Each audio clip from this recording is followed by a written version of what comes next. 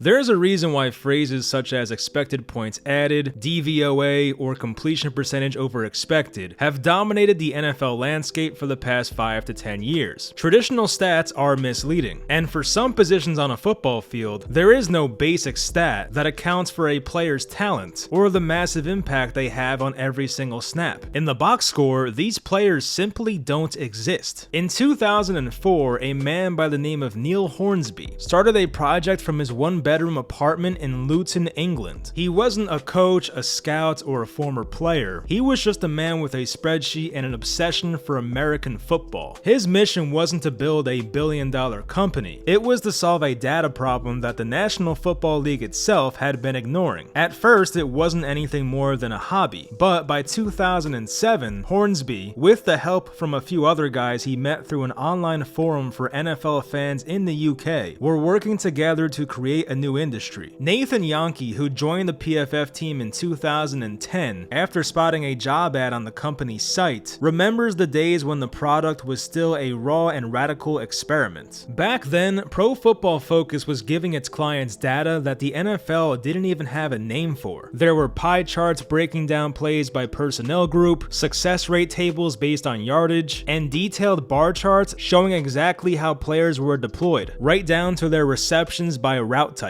Things that 16 years later don't sound like a big deal, but in the early 2010s, it was pretty innovative to have this information for public use. It was even a big deal to the NFL because in 2009, PFF had their first encounter with a professional team. John Berger, the senior director of football information for the New York Giants, emailed the company through their website asking if they could use PFF's data. The Giants were interested in PFF's up-to-date player participation numbers because at this time, teams were not given this information until after the season was over. Having player snap rates at their fingertips as early as Monday morning after the game had a professional team like the Giants willing to buy in. For the team at PFF, this wasn't just a moment of shock, it was the ultimate validation. After years of endless hours and almost no revenue, they finally had proof that their obsession was starting to pay off. In a 2010 interview, Hornsby mentioned how the young company was becoming more successful, but it was difficult to keep up financially. This is around the time PFF started adding more articles and fantasy football content to draw a larger audience. Around 2009 and 2010, the advanced numbers could only be viewed with a subscription. They had a source of revenue, but at the same time, Hornsby believed this was the type of work that should only be done by a full-time staff. He was able to pay for a few graders and analysts, but the company founder himself still had to keep his day job as a management consultant in order to even afford his employees. But in 2012, Neil Hornsby took the leap of faith, leaving his consultancy business to focus on growing PFF full-time. He may have initially taken an 80% pay cut, but there was enough traction and foresight to take the risk. By 2013, PFF was being used by almost half of the NFL. 13 of the 32 clubs were using their information, but 2014 was the year that everything changed for the company. Former NFL receiver and TV personality Cris Collinsworth purchased a majority stake of PFF for a reported $6 million.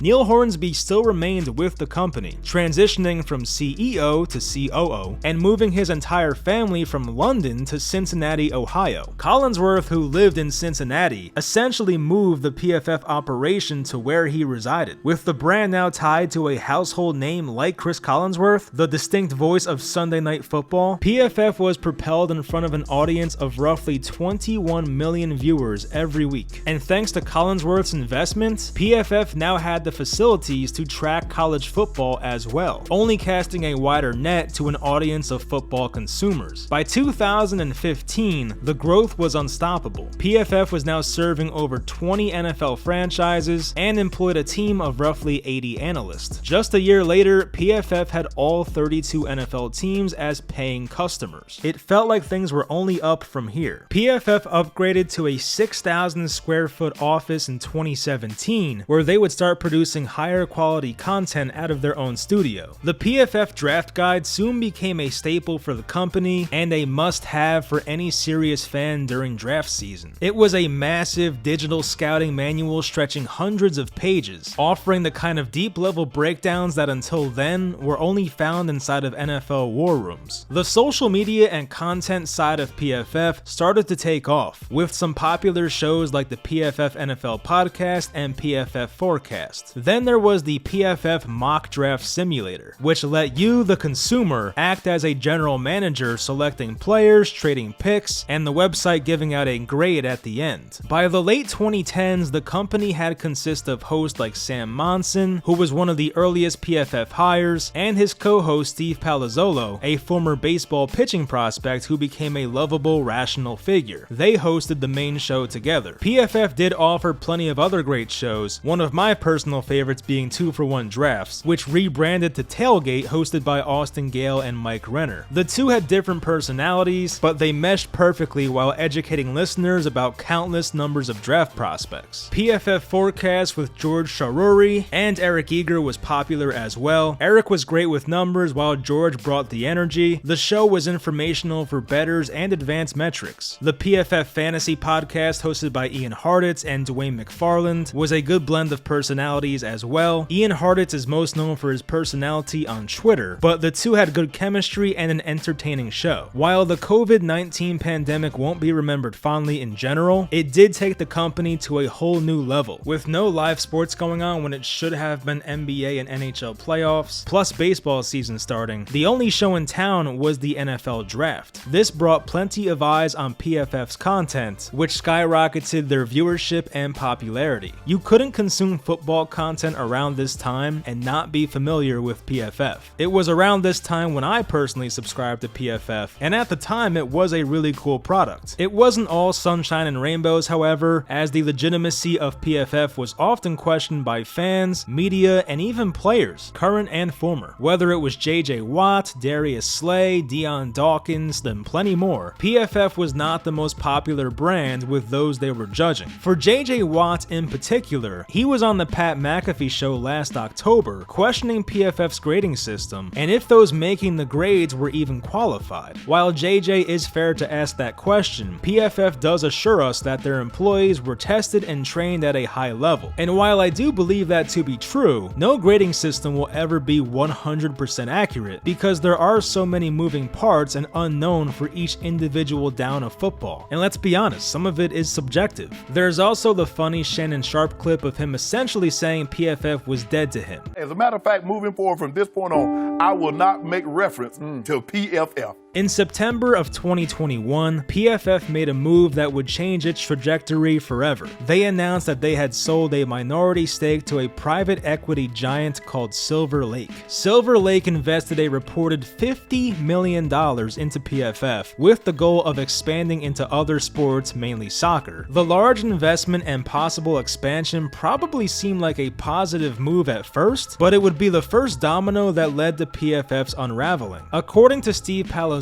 a then current and now former employee of PFF, he explained how the investment from Silver Lake was mainly for growth in the betting industry. As we know today, sports betting brings in billions of dollars per year, and the investment firm plus the higher-ups at PFF wanted to exploit this market. George Sharuri, who was in charge of the consumer side of the business, was also overseeing the PFF app, an app that had major potential but was a major flop. 2022 saw PFF lose some of its talented on-camera personalities, including the company's original founder, Neil Hornsby himself. Austin Gale, the co-host of the popular Draft podcast with Mike Renner, left to join Bill Simmons at The Ringer. It's been speculated and later confirmed by Renner that the main driving force behind his co-host leaving was PFF unwilling to pay Austin what he was worth. Same applied to Eric Eager, the once co-host with George Sharuri. He was also basically forced to leave due to being lowballed by PFF, causing Eric to join Sumer Sports and eventually work for the Carolina Panthers front office. Ian Hartitz and Dwayne McFarland left for a better opportunity, joining Matthew Berry's Fantasy Life brand, which gave them more freedom. The two hinted that PFF had become too corporate since Silver Lake's investment. Then there was Neil Hornsby. The man that started this whole thing had left the company after almost 20 years. There could be more to this story, but it felt as if Hornsby did not like the direction direction his company was going, nor did he enjoy the people he was working with. Neil wanted PFF to stick to its roots, focusing on hardcore data and analytics, while the other big names in the company wanted more attention on gambling and fantasy sports. According to those who formerly worked at PFF, there were two main players pushing for the company's move in this direction, one being George Shirori, and the other was Cris Collinsworth's son, Austin Collinsworth. These two wanted a heavier focus on consumer products, betting tools, and media content. This caused plenty of disagreement, and Hornsby was quote-unquote forced out per Sam Monson's own words. The next guy to leave was Mike Renner. Renner was one of and maybe the most talented on-camera personality that PFF had. After Austin Gale's departure, Renner started a news show on PFF called It's Just Football, which was co-hosted by Trevor Sikkema. The show started in October of 2022, but was abruptly shut down in February of 2023. Despite the show doing numbers and towards the end averaging around 10,000 views per video, the bosses at PFF decided that the show would no longer continue. Renner and mostly everybody else that followed the show was baffled by this decision. According to Renner, who opened up about this decision led him to feel quote-unquote checked out and no longer passionate about the company he had worked for over a decade at this point. Mike took his concerns directly to Cris Collinsworth, questioning both the decision to shut down the show and the broader corporate direction of PFF. While Collinsworth reportedly agreed with Mike's frustrations, he refused to use his leverage to fix them. Instead of going to bat for his lead analyst against new leadership, which once again included his own son and George Shirori, Cris left Mike Renner to fend for himself. It was a conversation that went nowhere. This should have been the final straw for Renner, but there were two other events that caused him to finally leave. First was the idea of putting PFF's mock draft simulator behind a paywall in the middle of draft season, a feature that the public had been using for free, all of a sudden with no pre-planned announcement, was going to be charged and ultimately did nothing but decrease the website's traffic and create bad publicity. The final straw, however, was when Mike received an invitation to go on Bleacher Report's live draft show in 2023. He gladly accepted, but at the same time wanted to promote the PFF brand as well. Rather than being thankful and accepting the free promotion in front of hundreds of thousands of football fans, PFF's management was not interested. It was at this point that Renner knew he could never see eye to eye with his bosses and decided to leave. The company continued to churn out content despite viewership dwindling and the vibes feeling off. But in 2024, the biggest shock of them all took place when PFF's longest running podcast with Sam and Steve came to an end. August 24th, 2024 was their farewell episode. The comments on that video did not hold back from trashing PFF while simultaneously praising the two hosts for their longevity and being the reason they still tuned in to PFF in the first place. Other talented employees at the company such as Brad Spielberger and Seth Galina also departed in 2024. At this point, the company name still remained, but everything about it felt different. It went from a place where real football fans could tune in for insight and entertainment to this clickbaity and gambling-centric slop that you could find anywhere else. And with time, the audience recognized this and took their attention elsewhere. Whether they followed Sam and Steve, who started their own Check the Mic podcast under the 33rd Team umbrella, Mike Renner, who now hosts the Pushing the Pile podcast on CBS, or any other talent that PFF essentially pushed out the door in the past few years. The final blow, which ultimately led to the death of PFF as it's being described, was PFF being sold to a company called Teamworks for an estimated $130 million,